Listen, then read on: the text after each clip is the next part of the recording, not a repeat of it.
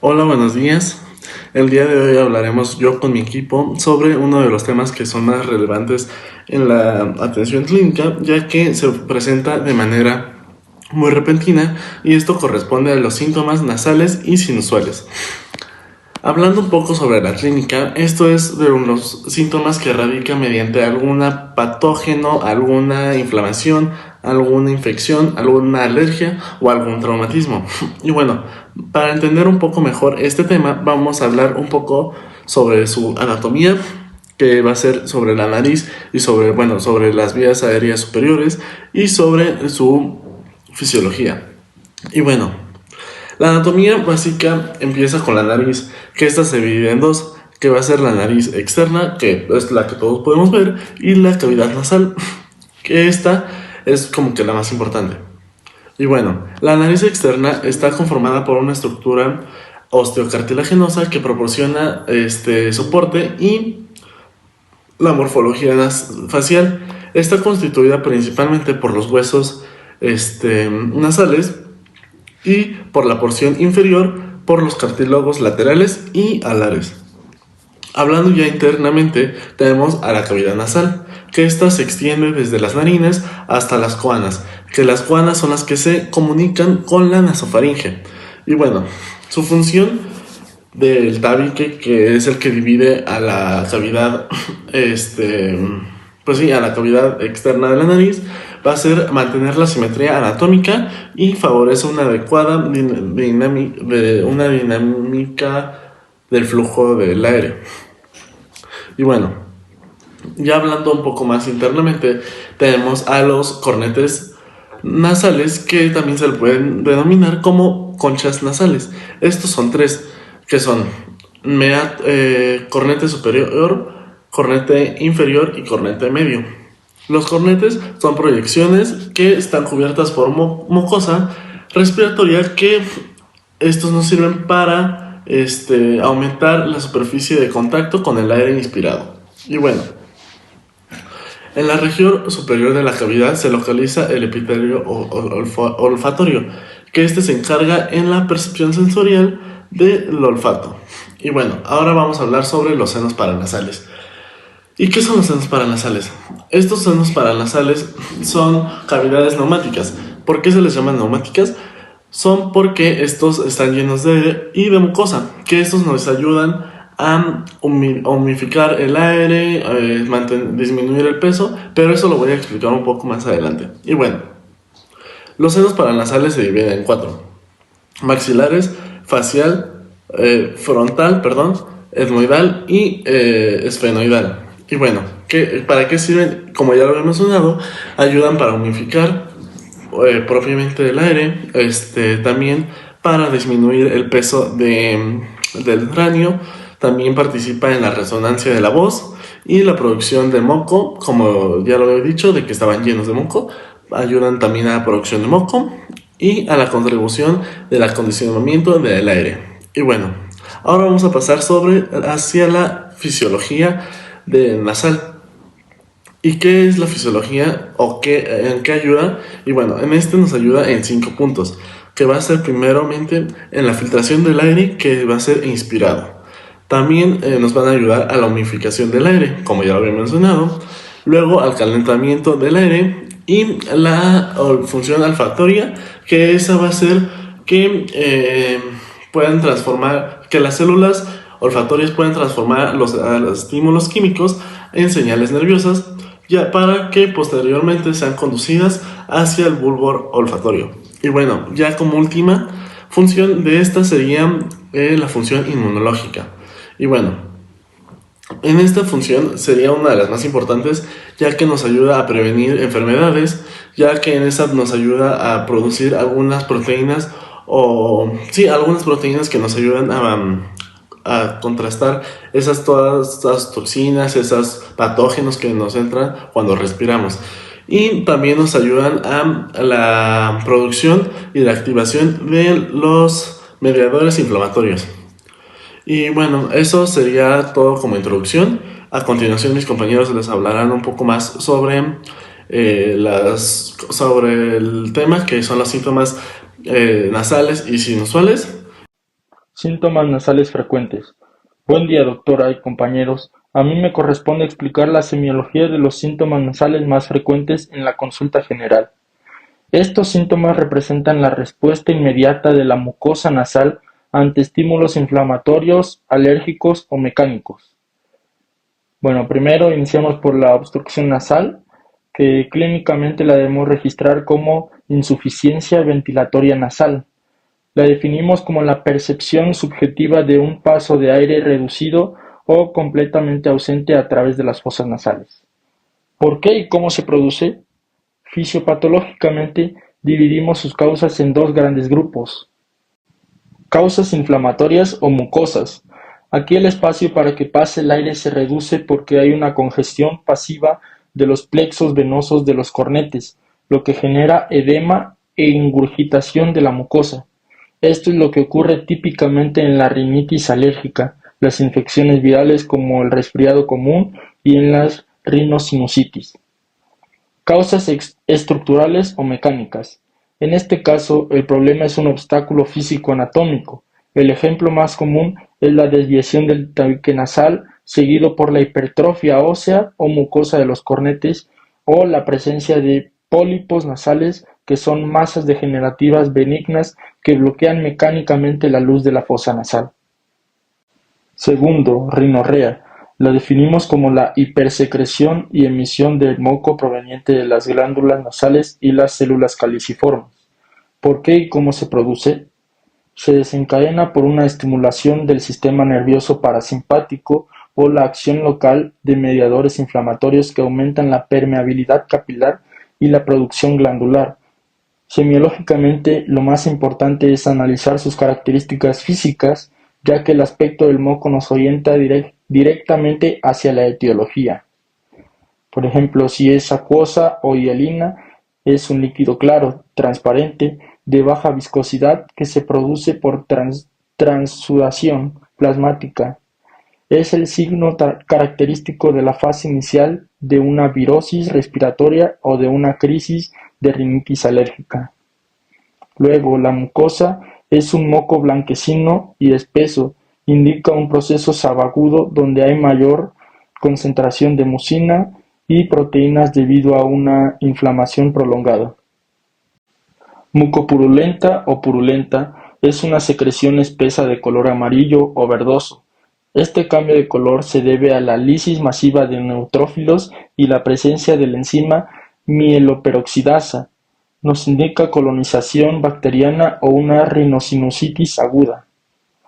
Sanguinolenta o serosanguinolenta. Moco mezclado con restos hemáticos. En pacientes pediátricos nos hace sospechar inmediatamente de un cuerpo extraño o traumatismo por rascado. Sin embargo, en adultos mayores es un signo de alarma o red flag que nos obliga a descartar neoplasias malignas rinosinusales. Estornudos y prurito nasal. El prurito nasal es la sensación de picazón nasal y los estornudos en salva se refieren a múltiples estornudos consecutivos. ¿Por qué y cómo se producen? El mecanismo es neuroinmunológico. Al ingresar un alérgeno como polen o ácaros en un paciente sensibilizado, se produce el entrecruzamiento de la inmunoglobulina E en la superficie de los mastocitos. Esto provoca su desgranulación y liberación de histamina. La histamina estimula directamente los quimiorreceptores de las terminaciones nerviosas del quinto par craneal, que es el nervio trigémino, enviando la señal de prurito al sistema nervioso central. Si este estímulo aferente es lo suficientemente intenso, activa el centro de estornudo en el tallo cerebral, desencadenando una expiración violenta y espasmódica con el fin de expulsar mecánicamente el irritante. Por esta razón, la triada de prurito, estornudos en salva y rinorrea acuosa se asocia de forma patognomónica con la rinitis alérgica. Hola, bueno, yo voy a hablar de otros síntomas, en este caso van a ser síntomas profundos. El primero del que voy a hablar son las alteraciones del olfato. Estas se pueden clasificar como disfosmias y tenemos principalmente dos, que es la hisposmia, que es la pérdida parcial del olfato, y la anosmia, que es la pérdida total del olfato. ¿Y estas por qué se dan? Bueno, pues hay dos razones y son debido a mecanismos. El primer mecanismo es un mecanismo conductivo o obstructivo. En este caso, el neuroepitelio y las vías nerviosas están intactas, o sea, no hay un daño como tal en algún nervio. Lo que pasa es que las moléculas odoríferas están suspendidas en el aire, pero no pueden llegar a la cavidad o bueno, al techo de la cavidad nasal, y por eso es que no llegan estos estímulos y por eso no se pueden crear estas conexiones. A eso se le conoce como una pérdida parcial. Y en el otro caso tenemos un mecanismo neurosensorial, que en este caso sí tenemos una afección directa al nervio olfatorio, y lo que pasa es que pues ahora sí que las moléculas sí llegan al techo de la cavidad, sin embargo estas al estar dañadas no pueden generar, o bueno, simplemente no pueden ahora sí que recibir el estímulo, y pues esto es debido a la destrucción directa del neuroepitelio que causa el virus, o incluso puede ser por algún traumatismo craneoencefálico, y pues simplemente destruye pues ahora sí que los nervios que pasan por la lámina cribosa del etmoides. Otro sería el dolor facial y la presión sinusal. Estos también se pueden conocer como algia facial o cefalea rinógena. ¿Y por qué se produce? Igual como sabemos, los senos paranasales son cavidades neumáticas, o sea, que están llenas de aire. Y lo que pasa es que tenemos pequeños orificios que se llaman ostiums, y estos generalmente lo que hacen es que ayudan a que se drene el moco, y pues ahora sí que estos, como están ubicados en una zona denominada complejo osteomeatal, pues al taparse lo que generan, o sea, bueno, lo que se genera cuando hay una inflamación como la rinosinusitis, es que el aire pues simplemente se bloquea por completo y esta cavidad se llena de aire. ¿Y qué es lo que pasa? Que esta cavidad, al tener mucho aire, va pues simplemente como almacenarla, va a crearse una presión negativa, y pues esto es lo que va a estimular los vasoreceptores y las fibras del dolor, pues generalmente, bueno, en este caso del nervio trigémino. Entonces, pues si este proceso inflamatorio y estos espacios siguen sin poder drenar el moco, lo que va a pasar es que en el seno se va a acumular moco, se va a quedar como exudado, purulento, y va a cambiar a una presión positiva, que va a ser derivada por la tensión. Y bueno, ¿qué va a pasar? ¿Cómo nosotros podemos identificar que está dañado? ¿Por dónde está el dolor? O sea, si el dolor es supraciliar, o sea, si es como en esta zona, indica que puede ser una afectación en los senos frontales. En cambio, si es como por las mejillas o el maxilar, podemos ver un compromiso de los senos maxilares. O por el otro lado, si el dolor es profundo, como por los ojos, pues es probablemente senos etmoidales o esfenoidales. Otra cosa importante también es el goteo postnasal, que también se puede conocer como descarga posterior. Y pues, ¿a qué se debe? O sea, porque simplemente, bueno, esto es un drenaje continuo de secreciones nasales o sinusales. Y pues lo que pasa es que igual, al haber una inflamación prolongada, lo que pasa es que se van a paralizar los cilios del epitelio respiratorio, y pues van a afectar el aclaramiento mucociliar, y pues al hacer eso pues va a haber una pérdida del barrido mecánico, que es siempre hacia adelante, y además se le va a sumar el efecto de gravedad, y pues evidentemente el moco, que es espeso y purulento, viaja de forma retrógrada hacia la garganta. Esto lo que va a pasar, o clínicamente se va a manifestar en pacientes, porque van a referir una sensación constante de un cuerpo extraño en la faringe, lo cual les obliga a realizar como un carraspeo continuo. Y pues esta es una de las principales causas de la tos crónica.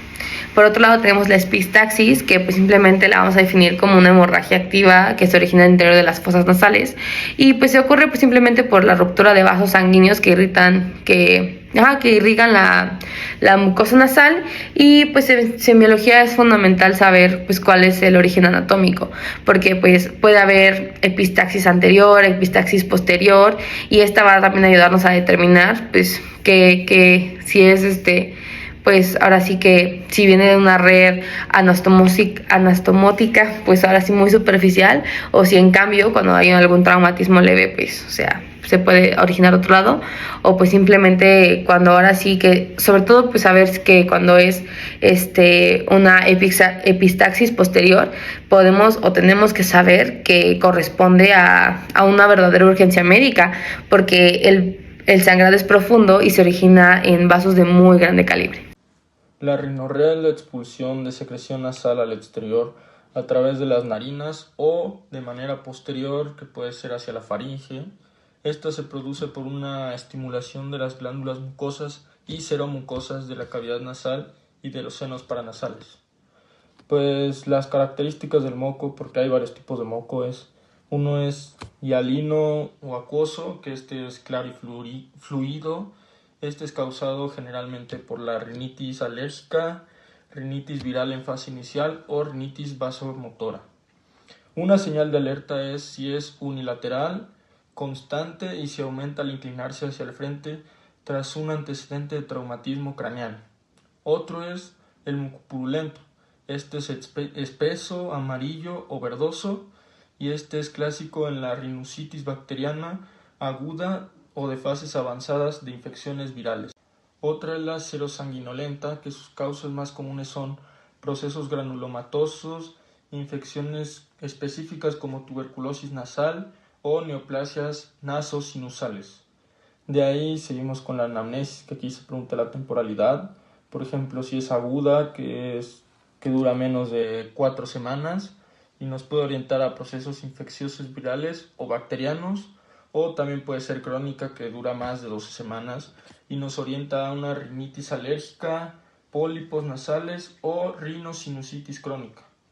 También se pregunta la lateralidad, si es bilateral, sistémico, alérgico o viral, o unilateral, que esta pues puede ser un cuerpo extraño, una fístula o un tumor.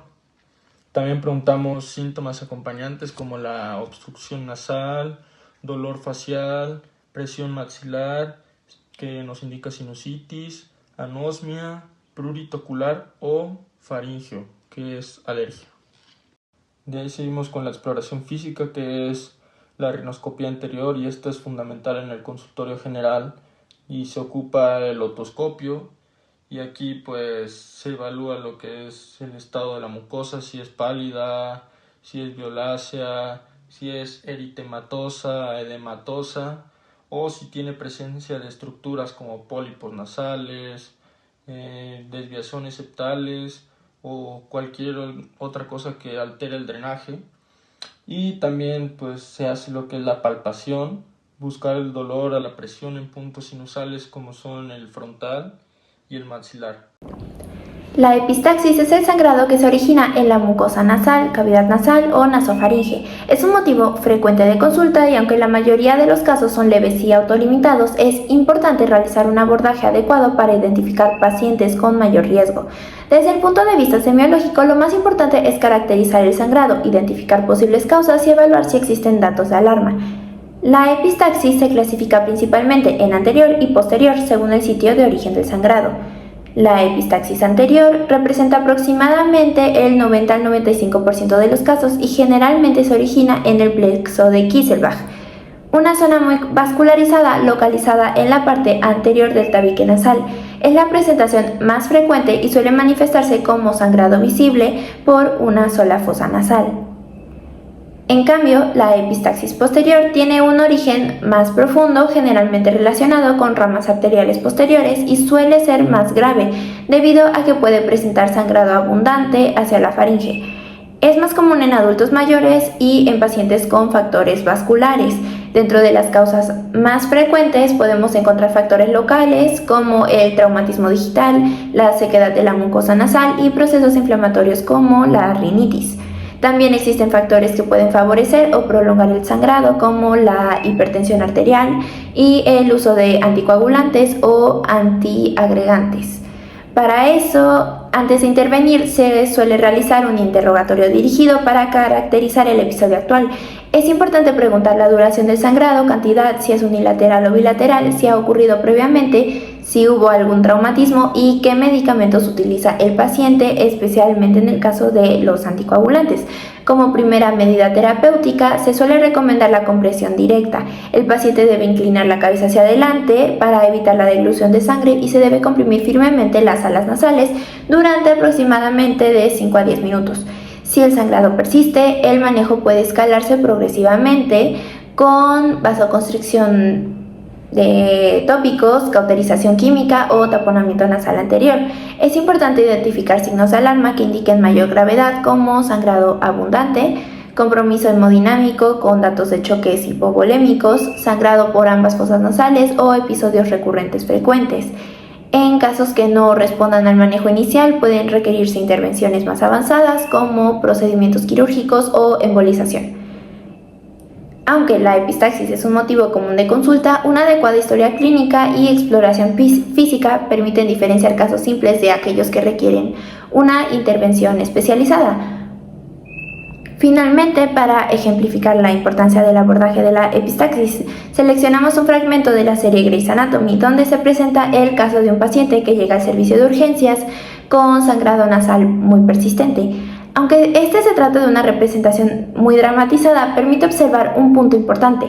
No todas las epistaxis tienen la misma gravedad. En este caso podemos relacionarlo con una epistaxis posterior, la cual puede presentar un sangrado más abundante debido a su origen en vasos más profundos, ¿no? Este caso nos ayuda a recordar la importancia de realizar un interrogatorio dirigido y una valoración inicial adecuada, considerando datos como la duración del sangrado, cantidad, recurrencia y factores de riesgo como el uso de anticoagulantes. Además, nos muestra la relevancia de identificar signos de alarma para intervenir oportunamente y evitar complicaciones como la pérdida importante de volumen sanguíneo.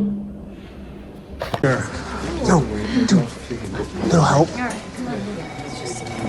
Nosebleed, huh? Kids here to stop it. That sounds like a rough night. Been there. Trust me. Have a seat. Okay. You want to apply pressure and keep your head forward. I'll come back to pack it and lay off the nose candy. I'll check on you in a bit. This guy. I think it's been long enough. I don't know. I can still taste blood. Oh, it's nothing. All right. Let's see here. Oh, looks good, buddy.